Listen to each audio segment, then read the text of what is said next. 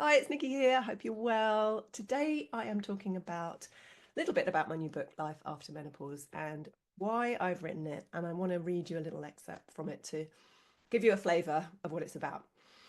The reason I've written it, when I wrote my first book, It's Not You, It's Your Hormones, I was 49 and I was still in my perimenopausal years, still had my cycle. I'd spent years and years researching and developing a toolkit of natural solutions, diet, lifestyle, and supplements to keep my hormones nice and balanced and also kind of ease the ups and downs of the perimenopausal phase. And it worked. It was working for me and it was working for the people who had read the book and for our clients, obviously, as well. But then what happened was my period stopped at 52 and I was suddenly postmenopausal. And this was a whole new era. Everything changed. It just wasn't the same anymore. I had these brutal night sweats that just were every half an hour, all through the night, woke me up in a pool of sweat. I felt exhausted and miserable from that. My mum had been diagnosed with osteoporosis, and I was also getting other symptoms like vaginal dryness and low libido and brain fog and memory loss. Probably too much information, but it was way more than I'd experienced, way more intense than I'd experienced in peri. So I had these lingering symptoms, but I also had new ones as well. And for me, I had to reevaluate my little toolkit that wasn't quite working 100% anymore. And for me, that extra piece that I needed was HRT and a few tweaks to my diet as well. I needed to up my protein. I needed to reduce my alcohol quite quite a lot, to focus on more vegetables and all of that stuff. But the piece that really moved the needle for me was HRT, and because of my mum's situation, because of my symptoms, it was the missing piece of the jigsaw for me. Um, and that, and I'm constantly reassessing the toolkit and the jigsaw puzzle, as I call it, because our bodies change all the time, life changes, science changes, all of that stuff. Um, and I realized that as I went into the research of how to deal with this new phase that I was facing, that there wasn't an awful lot of resources available to post-menopausal women. There's tons of stuff now on menopause and perimenopause, but where was the stuff that we needed as post-menopausal women going into this new phase, this new chapter, which is often overlooked, and it seemed to be overlooked in terms of the support available. So I delved into the research. I used my clinical knowledge for the past 10 years as well, and realized that there were so many tools out there that we could embrace and adopt if we felt like it was suited to us.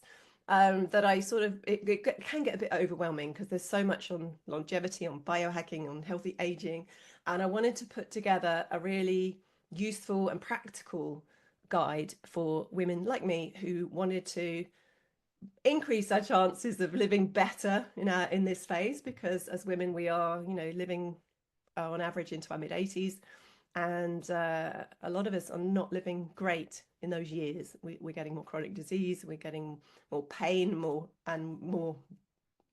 reliance on medications and stuff. So um, how much can we do? It turns out we can do quite a lot, because it's only 10 to 20% of our genetics that really determine how well we age. So the other 80 to 90% is down to us, our diet, our lifestyles, the way we look after ourselves, and our emotional health as well, not just physical. So as I was researching, I got actually quite excited because there are a huge amount of opportunities for us postmenopausal women, because this is a stage where there are a lot of opportunities for us to kind of reinvent our lives, to make use of newfound freedoms, make use of our wisdom, resilience, and all our experiences that we've lived, and really make these years count.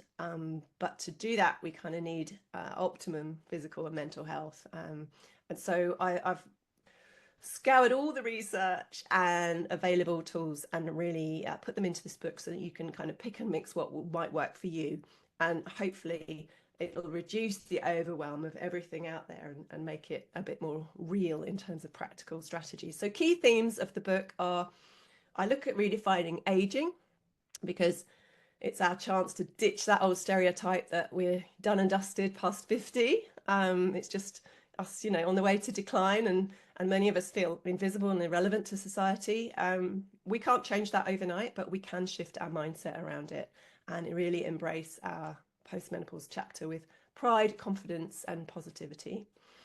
The second theme is about your physical health, really optimizing it as much as possible. So obviously we can't stop the aging process, but again, with such opportunity, around 80 to 90% of how we live, defining how well we age, then there's a huge amount we can actually do. Hormones are still important, but we need strategies to protect our bones, our heart, our gut, our skin, our immune system, and our organs. So that is really important. But thirdly, it's equally important to support our emotional well-being, because the emotional shifts and stresses during this time can be just as significant as the physical ones, which we'll see in a minute, actually. So supporting mental health and building resilience and connection are such important strategies for healthy and happy aging. And then lastly, practical tools and inspiration. Longevity and biohacking and all that is not, it obviously is something that the rich and famous and celebrities are all doing to increase their chances of living to 150 or whatever. But you don't need lots and lots of money, and a status or whatever. You don't need any of that stuff. We can bring it down to what works in real life, and it doesn't always have to be expensive. There's a lot of free stuff that works. So I've put lots of practical tools in there, and hopefully inspiration to get you feeling more supported, informed, and ready to make positive changes in your life if you need to. At the heart of the book is my embrace protocol, because I've chosen that word because I love the inspiration it holds about embracing this next phase. It's literally a simple, actionable framework to support your physical and emotional health post-menopause. And it's designed to switch on your longevity genes and your protective anti-aging pathways and turn down your inflammatory and pro-aging pathways. And I'll explain more about that in the book. But it's essentially the word embrace. Each letter is an action, if you like. So E is for eat, move, M is for move, B is balance, R for rest, A for activate, C for connect, and E for eliminate. And it'll all make sense once you get into it. But in each of these sections is really critical for how well you age, and you can take little bits and pieces of it and put it into your own protocols if you feel like it'll be helpful for you. So there's also a downloadable free workbook. The link is in the book, and that will help you put your own personalized action plan in there, because it's really important that you implement some of this stuff, or you plan to implement some of this stuff, because otherwise it's just another book. So hopefully the workbook will help you do that and create some actions for you to start making changes in your life. So I just wanted to read a little excerpt for you from the book. It's literally very first chapter 2, and it's about reframing aging. And obviously our bodies go through physical aging, but we've also got psychological aging too. So there's a section on positive aging that I'd like to read out to you and just give you a flavour of hopefully what's in the book. So positive aging, your mind. Are you a natural optimist or pessimist? Glass half full or half empty? It might seem obvious that your diet and lifestyle has an impact on how well you age, but did you know that how you think about life and aging can not only affect your happiness and satisfaction with life, but can also help you live longer? We know from research that how you think and feel about the menopause can affect how severe your symptoms are. One cross-cultural review of menopause experiences globally concluded that menopausal symptoms seem to be caused by a combination of physical changes, cultural influences, and individual perceptions and expectations.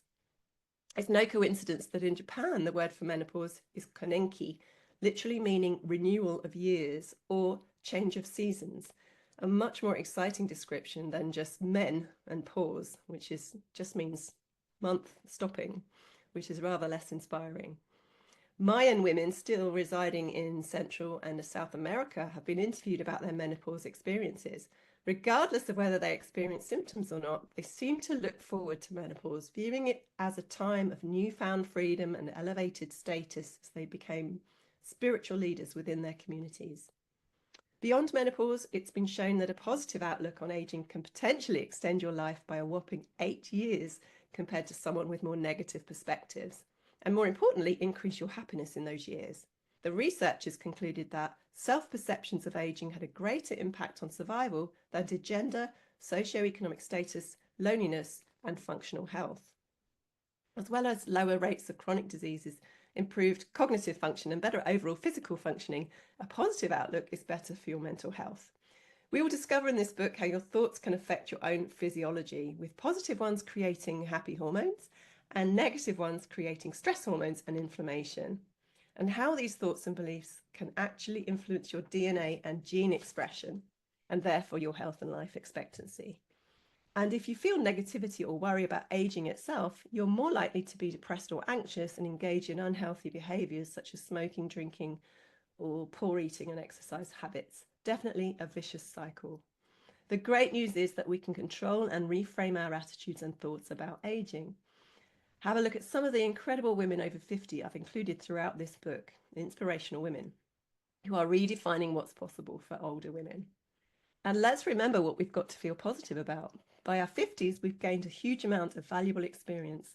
We've survived our troublesome teens, that awkward transition from childhood to adulthood. We're past our uncertain 20s, struggling to work out our path and who we are. We're through our settled down 30s, where we're busy implementing our plan or still winging it. And then our juggling 40s, no doubt spinning the many plates that we've thrown into the air. What's up next for you can either be depressing and problematic, or it can be exciting and inspiring. And that, of course, depends on your individual circumstances, but mainly your mindset and how you deal with stress. A positive outlook is going to produce better social connections and relationships. Positivity tends to attract others, which can lead to more personal growth, self-fulfillment, and a greater sense of purpose. The opposite of a vicious cycle, this is a virtuous cycle or positive feedback loop that breeds more positive outcomes in your life. Feminist activist Gloria Steinem is attributed to saying, "We don't grow better or worse with age, just more like the unique selves we were born to be." In her groundbreaking book Upgrade, Dr. Luann Brizendine changes the paradigm around older women. She believes the female brain gets stronger and better in midlife and beyond. In the very first chapter, she says, "This phase is an opportunity to grow into the wisdom and strength and resilience we've been primed for across our lifespan. Freedom from the reproductive phase is an amazing, extraordinary, and now much longer period of a woman's life than ever." It makes me think that we should not consider aging as a failing, but as a fabulous sign that we are living.